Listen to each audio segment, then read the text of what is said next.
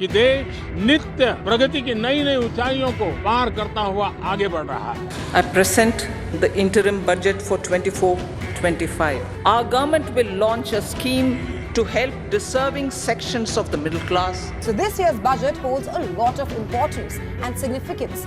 25 crore people to get freedom from multi-dimensional poverty. Modi सरकार 2.0 का आखिरी बजट। प्रधानमंत्री के लिए ये 4 प्रमुख जातियां हैं और इन्हीं जातियों पर सरकार का भी फोकस है।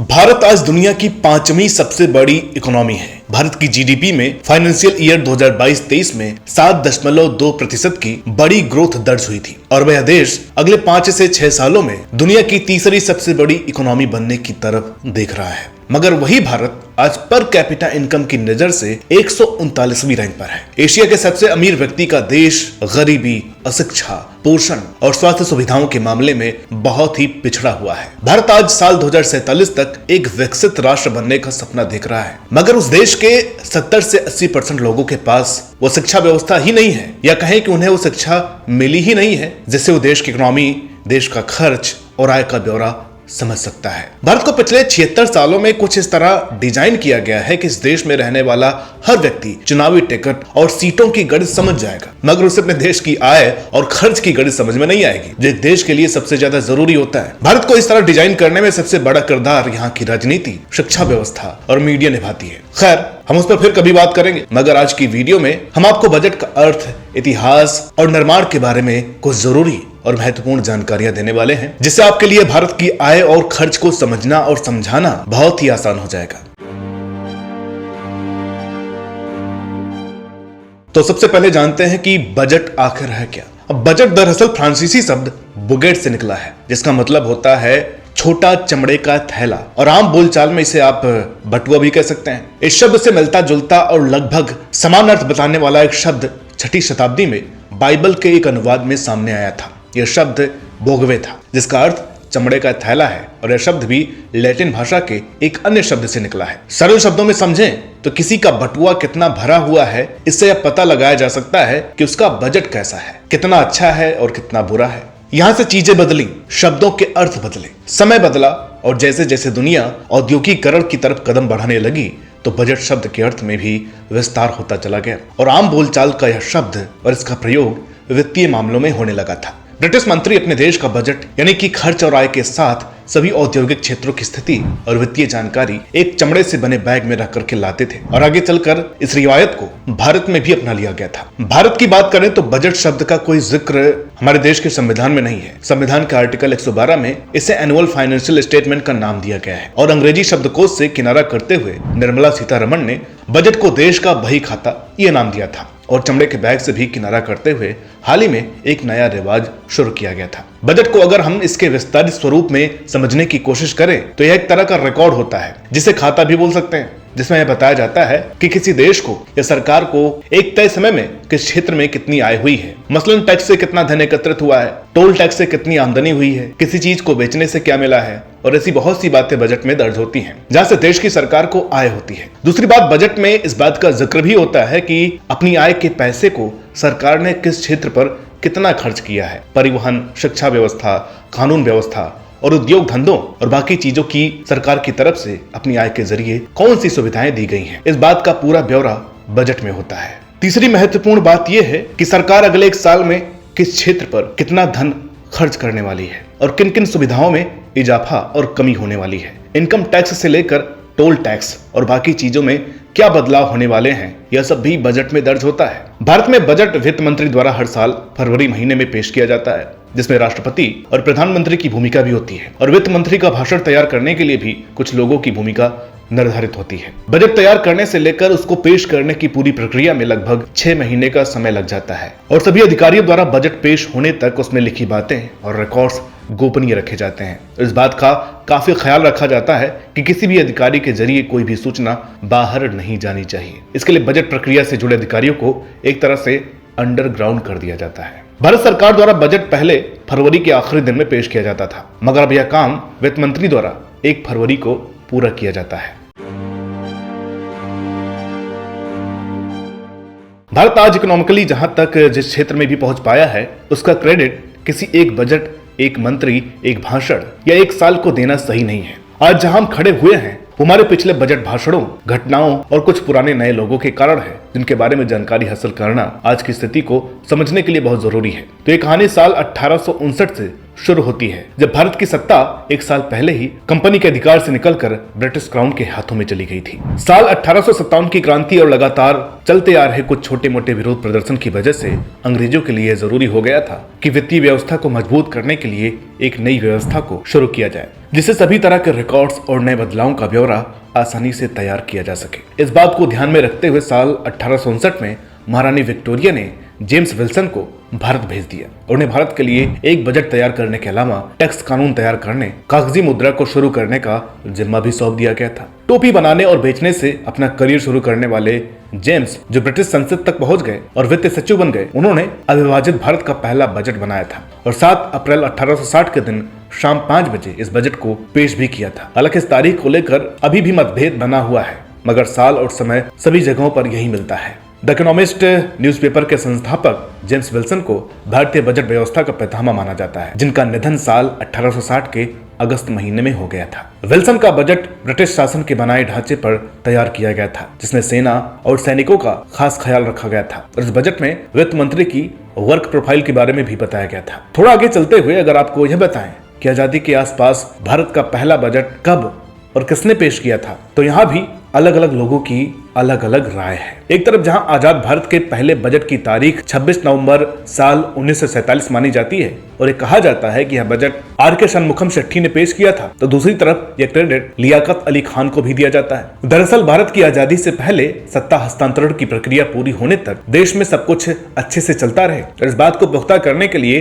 कांग्रेस और मुस्लिम लीग की साझेदारी में एक अंतरिम सरकार का निर्णय लिया गया था, जिसमें लियाकत अली खान को वित्त मंत्री बनाया गया था। जी हाँ, ये वही लियाकत अली खान है जिन्होंने पाकिस्तान के निर्माण में बहुत ही जरूरी भूमिका निभाई थी और आगे चलकर पाकिस्तान के पहले प्रधानमंत्री भी बनाए गए थे। पाकिस्तान पर अगर आप हमारी वीडियो देखना चाहते हैं तो उसका लिंक आपको डिस्क्रिप्शन में दे दिया जाएगा। लियाकत अली खान ने साल 1946 में यह बजट सेंट्रल असेंबली में पेश किया था, जिसे लोगों के गुस्से का सामना करना पड़ा था। इतिहास में इस बजट को पूरे मेंस बजट का नाम दिया गया और भारत में उस समय लोग इस बात को लेकर काफी नाराज थे, क्योंकि लियाकत अली खान ने लोगों के अनुसार यह बजट हिंदू धर्म से जुड़े लोगों को नुकसान पहुंचाने के लिए बनाया था। लोगों का मानना था कि 1 लाख रुपए पर 25% टैक्स इसलिए रखा गया है क्योंकि भारत में ज्यादातर व्यापारी हिंदू हैं। 26 नवंबर साल 1947 के दिन पाकिस्तान बनने के बाद पहली बार भारत में बजट पेश किया गया और यही वो समय था जब भारत की इकोनॉमी अपने सबसे बुरे दौर से गुजर रही थी। देश की इकोनॉमी मात्र 2.7 लाख करोड़ रुपए थी। आजाद भारत में पेश इस बजट में टैक्स में बढ़ोतरी नहीं हुई थी और यह बात भी रखी गई थी कि जब तक पाकिस्तान में अपनी करेंसी के नोट तैयार नहीं हो जाते हैं तब तक उनके लोग भारतीय करेंसी को यूज कर सकते हैं। अपने अगले बजट में शेट्टी ने आजाद भारत के पहले बजट को अंतरिम बजट बताया था, क्योंकि वो बजट अगस्त 1947 से लेकर मार्च 1948 तक ही कायम रहा था। कुछ समय बाद जवाहरलाल नेहरू से एक मुद्दे पर अपने झगड़े को लेकर आजाद भारत के पहले वित्त मंत्री षणमुखम शेट्टी ने इस्तीफा दे दिया था, जिसके बाद नियोगी को भारत का अगला वित्त मंत्री बनाया गया था। नियोगी सिर्फ 35 दिन तक ही इस पद पर रहे और उसके बाद श्यामा प्रसाद मुखर्जी के साथ उन्होंने कांग्रेस का हाथ छोड़ दिया था। नियोगी भारत के पहले ऐसे वित्त मंत्री थे जिन्हें बजट पेश करने का मौका नहीं मिल पाया था। उनके अलावा हेमंती नंदन बहुगुणा दूसरे वित्त मंत्री थे जिन्हें वो मौका नहीं मिल पाया था। और फिर साल 1952 में आरबीआई के प्रथम गवर्नर सीडी देशमुख को वित्त मंत्री के पद पर रहते हुए देश के पहले आम चुनाव के बाद बजट पेश करने का मौका मिला था। यहाँ से निर्वाचित सरकार के वित्त मंत्रियों द्वारा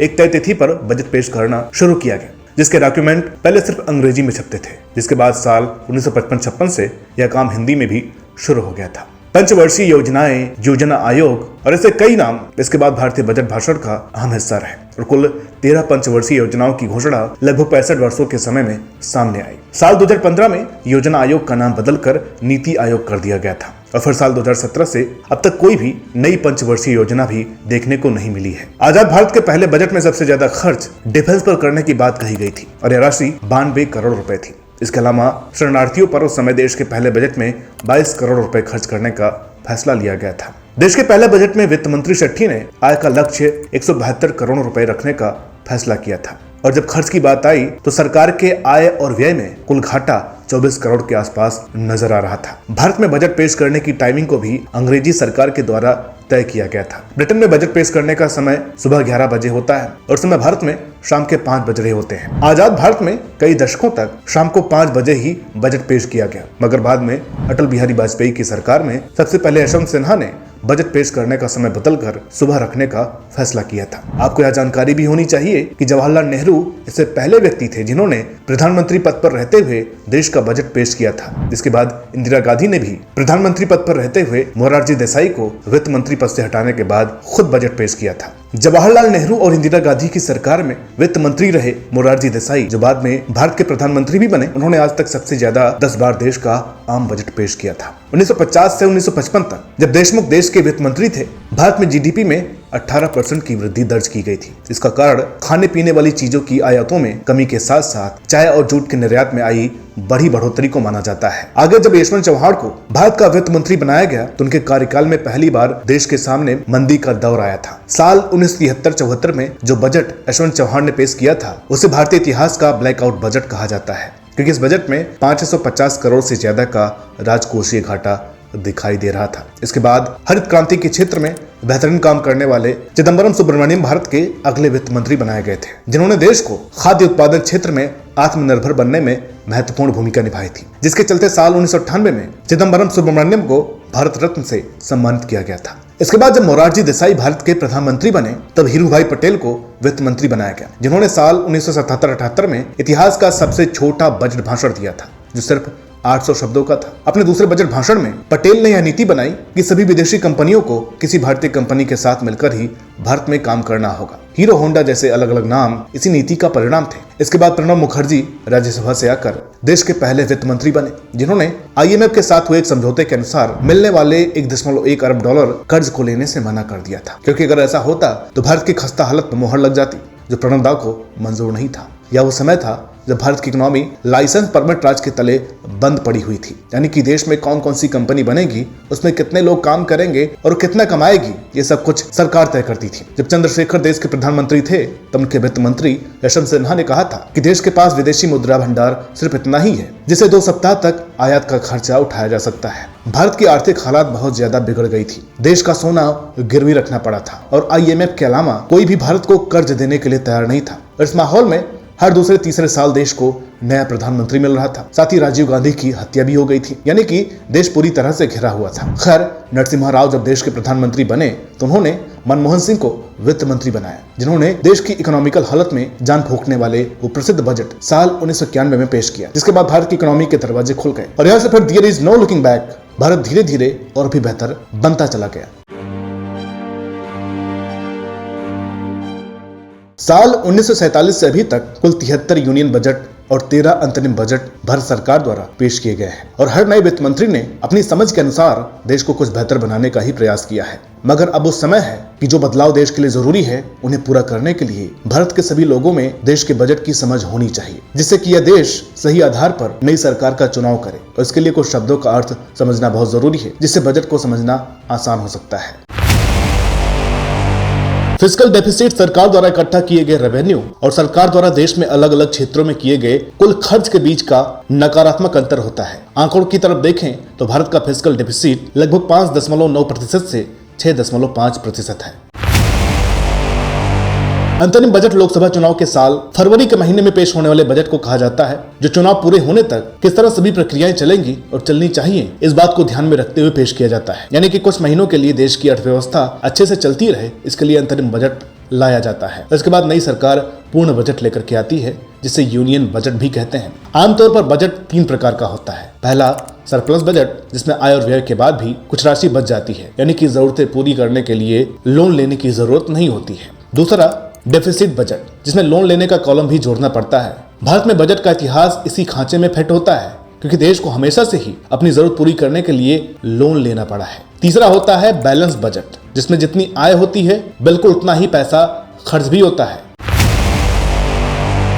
अगला टर्म है GDP, जिसका प्रयोग आजकल देश में हर कोई करने लगा है। हर किसी को देश की जीडीपी जैसे अचानक अच्छे से समझ में आने लगी है, लेकिन ऐसा सभी लोगों के साथ नहीं है। अगर हम जीडीपी का मतलब आसान भाषा में समझने की कोशिश करें तो देश में हर व्यक्ति द्वारा एक साल में क्रिएट किए गए गुड्स एंड सर्विसेज को जोड़ लिया जाए तो इसे जीडीपी कहते हैं। यानी कि एक तय समय में देश का कोई व्यक्ति कोई चीज कितनी बार बनाता है और अपनी सर्विस किस तरह देता है, उसे जोड़कर जीडीपी तय होती है। भारत की जीडीपी वर्तमान में लगभग 3.75 ट्रिलियन डॉलर है और हमारा देश दुनिया में इस मामले में 5वां सबसे बड़ा देश है। रेवेन्यू डिफिसिट को अगर हम समझने की कोशिश करें तो सरकार बजट में अपनी कमाई का जो एस्टिमेट आंकड़ा पेश करती है उसमें अगर साल के आखिर में कमी नजर आती है तो उसे रेवेन्यू डिफिसिट कहते हैं। यानी देश की कमाई का आंकड़ा अगर किसी साल 5 रुपए टैक्स रेवेन्यू और नॉन टैक्स रेवेन्यू के आधार पर एस्टिमेट किया गया था और साल के आखिर में यह आंकड़ा 4 रुपए तक ही पहुंचता है तो ये कह सकते हैं कि सरकार का रेवेन्यू डिफिसिट 1 रुपए रहा है। इसके अलावा डायरेक्ट टैक्स को हम आम बोलचाल में इनकम टैक्स कहते हैं, जो कुछ बेचने, बनाने और किसी तरह की सेवा देने वाले लोगों से लिया जाता है। और इन डायरेक्ट टैक्स को हम जीएसटी भी बोल सकते हैं, जो कोई चीज या सेवा का उपयोग करने वाले लोगों को देना होता है।